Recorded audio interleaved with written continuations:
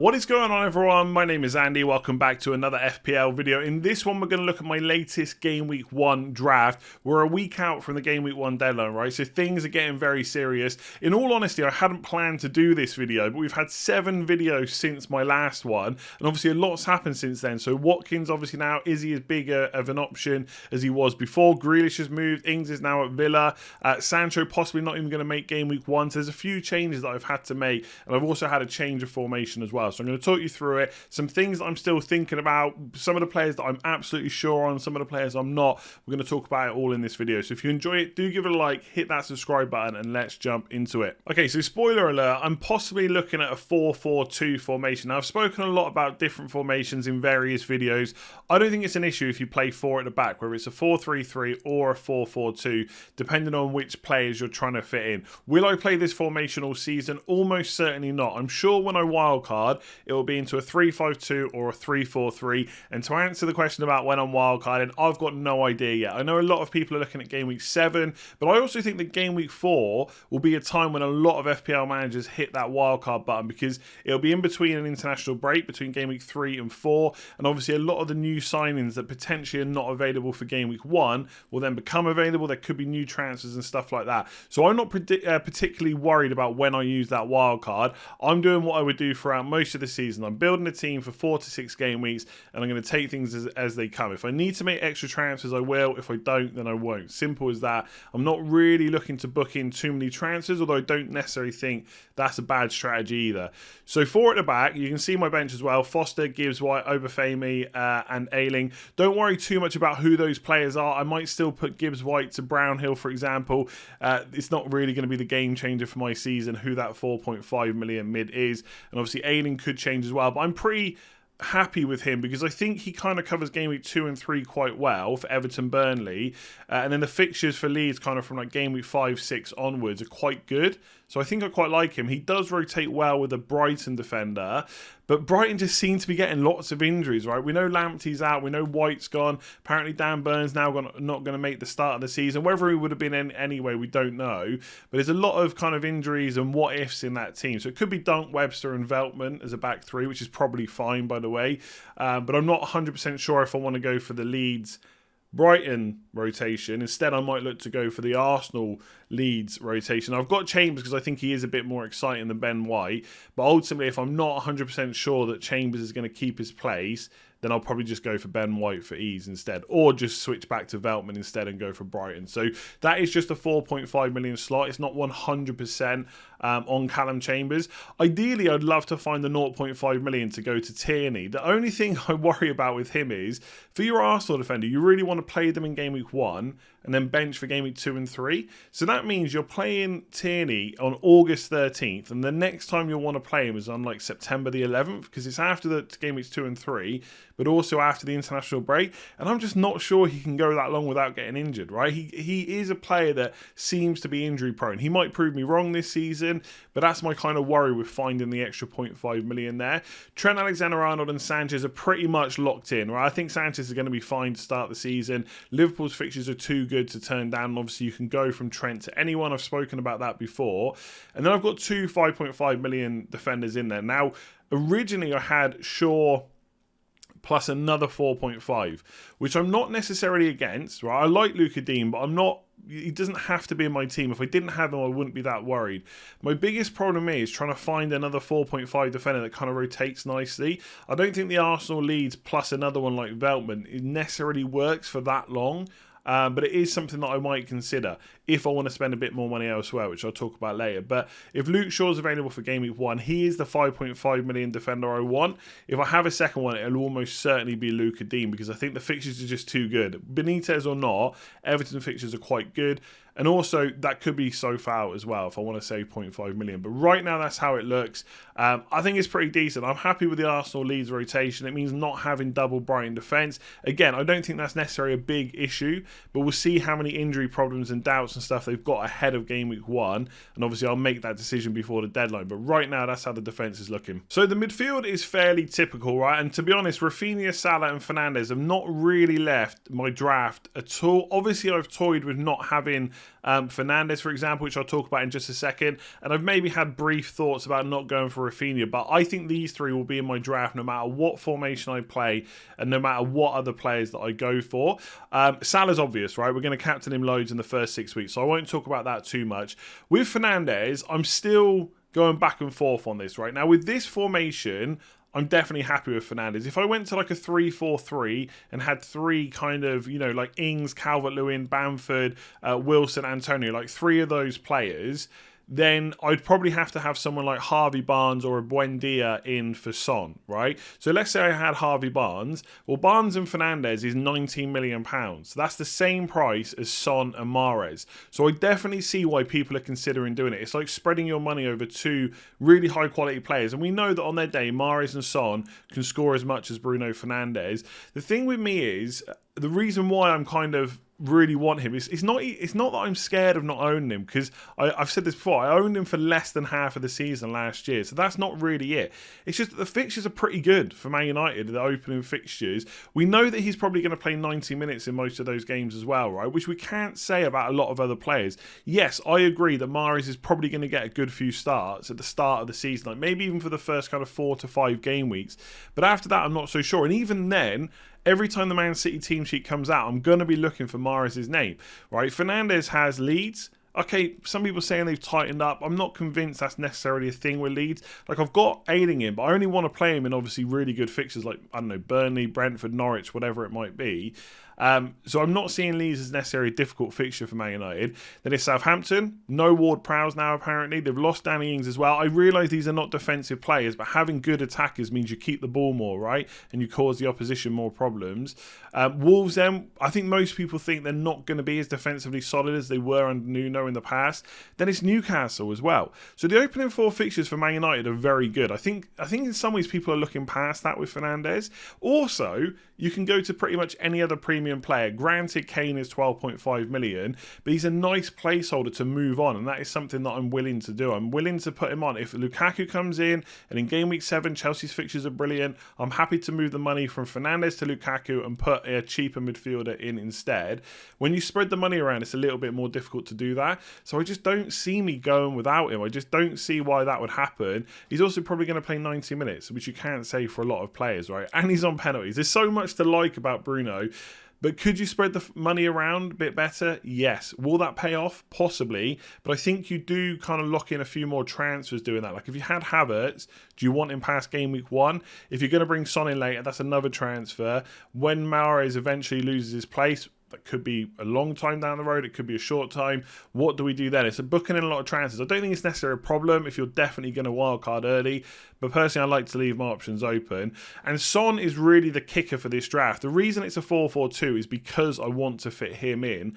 I just really like the fixtures in game weeks 2, 3 and 4. And I think potentially he's even a captain option in game week 3. Like, with this team, I'm looking at Fernandes against Wolves or Son against Watford as my game week 3 captain, because Salah plays Chelsea. And I like having both those options. And yes, I kind of agree with if you've got a 12 or a £10 million plus player and you're not going to captain them, are they worth it? I get that argument. But having a player that's almost as good a captain as someone else in your team is not a bad thing, right? Salah's my captain for game week 1. If Salah was injured, I might go Mane, but I might also captain Bruno because he's just that close to him. So I don't mind having him in there. And Rafinha, just really quickly on 6.5 million midfielders, there is an argument to be made to maybe go for Leon Bailey if he's available for game week 1, or Buendia, who will almost certainly be available for the same price, and just go for the Villa fixtures.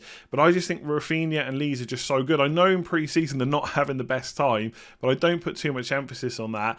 If you can get one return from game weeks 1 or 4, which are the 2 difficult fixtures, so it's Man United in game week 1, I'm just checking, Liverpool in game week 4. If you can get one return in those 2 games, I'd be fairly happy, because Everton, Burnley, Newcastle, West Ham, Watford, Southampton outside of that are really good fixtures. And if I do end up not having to wildcard, he's the one. I'm not worried about transfers on that spot. I just keep him in while he's fit. So that's how it's looking. The reason it's 4-4-2 is for Son, and that is the kind of key player I need to decide whether I definitely want in my draft come the deadline. And so up front, I've gone for Tony and Antonio right now. So 6.5 and a 7.5 million forward. Again, obviously Son causes me a little bit of an issue about how much money I can spend there. There's ways around this, right? So Son down to Mahrez could mean Tony to Wilson. Could say the same thing for Luca Dean, right? Luca Dean down to that 4.5 million defender that I was talking about, possibly Veltman or whoever, basically Webster maybe from Brighton. That would also give me the money to upgrade. I do think Tony's opening fixtures are not that bad, right? I wouldn't be expecting miracles from him, but Arsenal on the opening day, then Palace, then Villa, then Brighton, then Wolves. The opening five are okay, and there are possibly a few options around that price that if he doesn't become an option or he's not playing very well or Brentford are just getting found out, whatever it might be, you've obviously got Pukki, who's a little bit less money. You've got Rodrigo, who's the same price. Brighton forwards are around the same price as well. So there are ways to kind of get out. You're not trapped with Tony. He's not that cheap that you're then kind of screwed when you want to upgrade him, right? So I'm not necessarily worried about starting with him. I don't have Watkins now. He was almost a player that was locked in my team. Right? I know there was a bit of uproar in yesterday's video. I do think that was maybe a tad kind of overblown. I mean, yes, okay, I got it wrong that he was the sole striker. He could still be the best option at Villa, right? We don't know. I don't think Watkins now plays up front. I think that's going to be Danny Ings when he's fit. I do think that Watkins will play, though. I reckon, because when he was at Brentford, when he was under Dean Smith at Brentford, he played kind of on the left wing. He's played left wing and right wing before, right? But when he came to Villa, he was made a striker. For what it's worth, I do think it's a bit harsh because he really played well last year. He was exceptional in that striker role for Villa. So to then be shoved to the wing to accommodate Danny Ings, not sure about that, but that's probably something for another video, which I'll talk about. I will talk about all the new signings on another video soon. So yeah, Watkins is now out of my thing because I think he's going to get minutes, but he's not going to be up front, and I do think that will mean fewer returns. And Antonio's just in because of the fixtures. You know how much I love him. He's still staying. I know there's talk about how many injuries he might get. I'll transfer him out. There's lots of players around this price point. Let me talk about what I don't like about this draft, or what I'm thinking about when I'm kind of trying to decide whether to go for it. So one is there's a lot of strikers around 7.5 to 8 million. I would like another one. I think 3-4-3 looks really good this year. If I do that, Song goes. Either Song goes or Fernandes goes, and I just don't think it's going to be Fernandes. So Song could go down to like a Harvey Barnes or something. I take Luca Dean out to a 4.5 million defender and then somehow get to Wilson or Ings. I've got no Aston Villa cover. Now, I don't necessarily care about covering players. Like for me, when I think about Aston Villa, I don't think I have to have someone no matter who it is. So I don't think to myself I have to have Buendia because I think that Rafinha is a really good option as well. But I do like the idea of having Danny Ings, especially if he's going to get penalties, which I think is not a certainty. But if El Ghazi's not on the pitch, which I don't think he's going to be, it looks like it's going to be Watkins, Buendia possibly as the number 10. And then Traore or more likely Bailey, right? If he's fit and available on the right with Ings up front. We know that Ings is a decent finisher. If he's got penalties, not bad at them either. So I am tempted because I don't necessarily think it's just the first three fixtures. Okay, game week 4 is not good for Villa, but in game week 5 they have Everton. That wouldn't necessarily put me off a massive amount. So I don't think it's a case of you only get them for 3 game weeks and then you've got to get rid. I think you could keep them for 5 if you needed to. And also the thing about having someone like Ings or even Calvert-Lewin, we have to wait to see him get some preseason minutes yet, is they're the same price as Bamford. So if Bamford starts off well, okay, obviously if he goes up in price, it's a problem.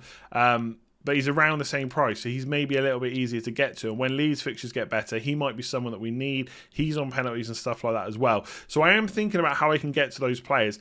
I don't think this draft locks me out of doing that. Ultimately, it would just be a Fernandes or Son downgrade, then an upgrade to my striker. So I think I'm still fairly flexible. And like I talk a lot about price points and structure and how I want to be able to move into, you know, from 2 or within 2 moves, right, is what I'm trying to say.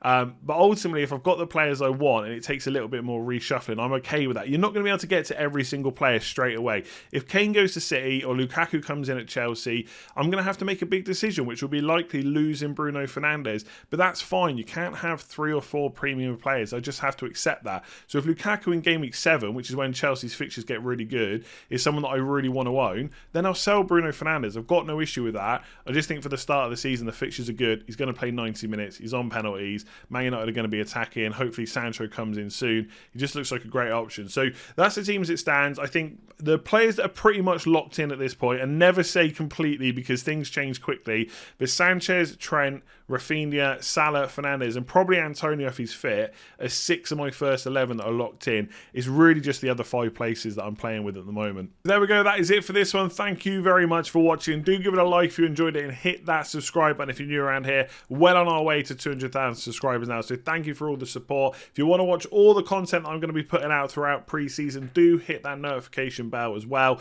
And of course, leave me a comment below. Let me know what you think about that draft. Which players should be in? Which players should be out? What do you think of Son? He really is the kicker for this team. Apart from those 6 that I've talked about as kind of being pretty much locked in, it's only those other 5 spots up for grabs, and that will obviously then dictate the bench and stuff as well. And lastly, I do want to shout out everyone that signed up to Patreon and continue to support me there. Link in the description below. There's mini league, Slack access. I'll be doing kind of team news and stuff on Fridays as well to talk through any major breaking news and stuff like that. It's all listed below if you want to take a look, right? Just click that Patreon link. And a big shout out to James OM, David A, Jonathan F, Jamie D, Elliot B, JM, Philip, Ashley C, and Rob W, who have all signed up since the last video as well. I know they've signed up. There's been a few videos in between, but I was away. That's the only reason I didn't put them in the video. So thank you very much for everyone that supported, whether it's through Patreon, hitting that like button, hitting that subscribe button. Continue to do it. It really is appreciated. And I will be back tomorrow with another video, a little bit different to this one.